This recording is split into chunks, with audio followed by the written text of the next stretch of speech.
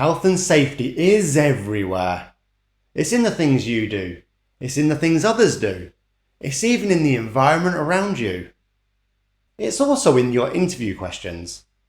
Health and safety is one of the big three questions that comes up in pretty much every interview and needs to be answered properly.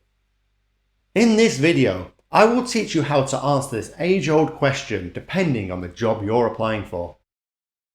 Hi, I'm Aaron, and let's talk careers. The question of health and safety should come up in every interview you go for.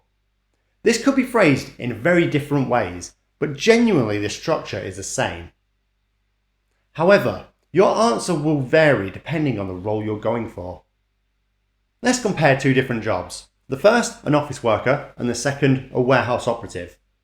The office worker needs to know more about correct seating position and posture and computer usage, whereas our warehouse worker needs to know about working with heavy machinery and possible loud noises. These are just two positions where the answer to the health and safety question would vary. However, there will be similarities in each of the answers, such as fire safety or hazard reporting. Your answer to the health and safety question should vary based on two factors that I'm going to explain throughout this video. First off, seniority, and second off, the type of work you're going to be doing in the role. Seniority should be a main focus point of your health and safety answer. If you don't line manage others, then the focus should be on what you can do to limit hazards in your workplace. More on that later though. As you go up the seniority ranks, the focus becomes more on guiding others of what to do in a situation. You also take on more responsibility for other people's actions. In an interview for a senior manager position, your answer needs to encompass the entire of the organisation.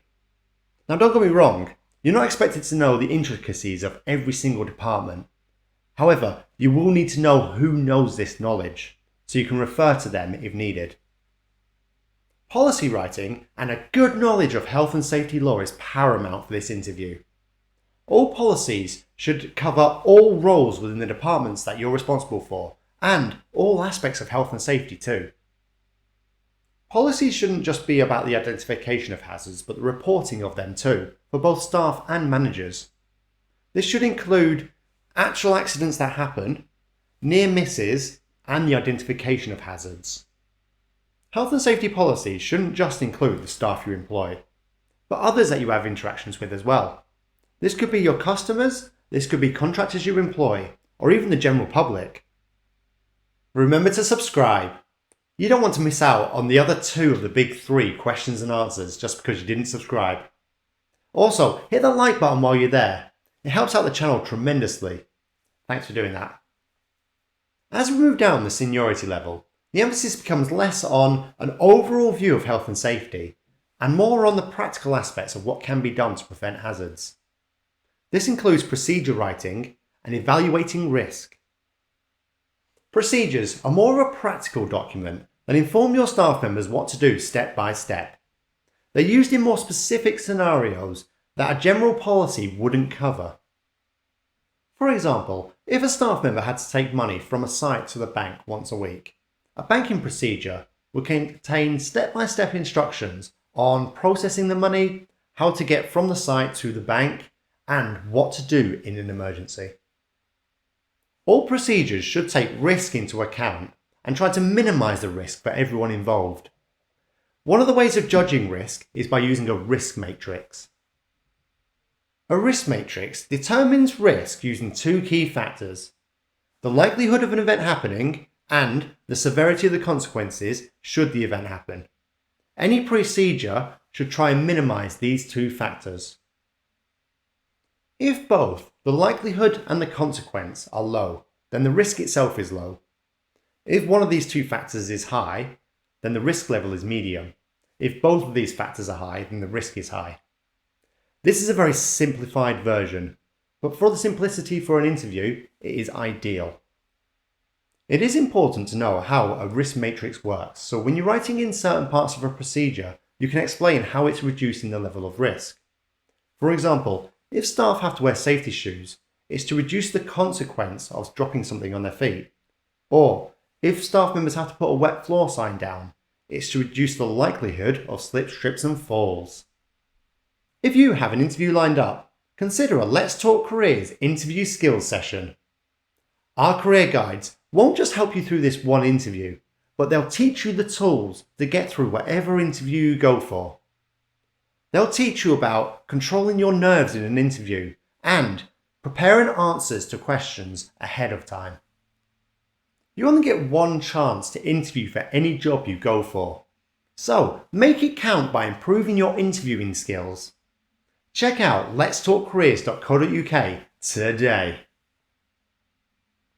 If a job that you're going for has no managerial responsibilities, the answer to this question needs to focus on the practical aspects of health and safety. What health and safety responsibilities does this role contain? No matter what job you're going for, certain elements of this health and safety question will be the same. For example, following the company's existing policies and procedures in regard to health and safety, informing your direct line manager about any hazards that you've identified, any near misses, or any actual accidents that have happened in the workplace, and reporting them in the accident and incident book. After this standardized response, the rest of the answer needs to be specific about the job you're going for. It is essential that you research the specific health and safety law around the position you're going for in the country that you're in. For example, if you're going for a job as a cleaner, it's important to know about the storage and use of substances that can be hazardous. In the UK, this is the Control of Substances Hazardous to Health, or COSH for short.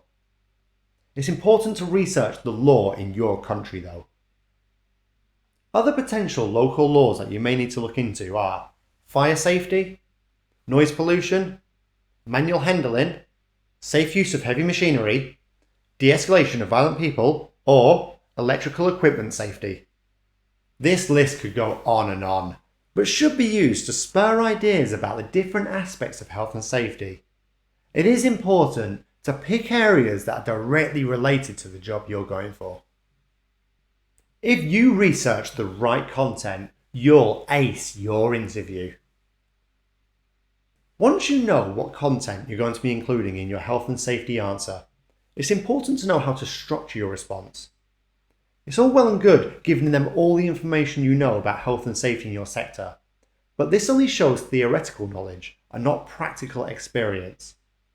The first half of your answer should be to tell them about this theoretical knowledge. However, the second part of your answer needs to be more practical focused. This is where the use of an example comes in.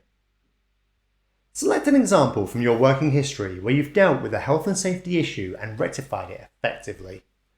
This could be anything from identifying a hazard, reporting it, and getting it fixed before anyone was harmed, or writing a policy or procedure to minimise the risk of an identified hazard.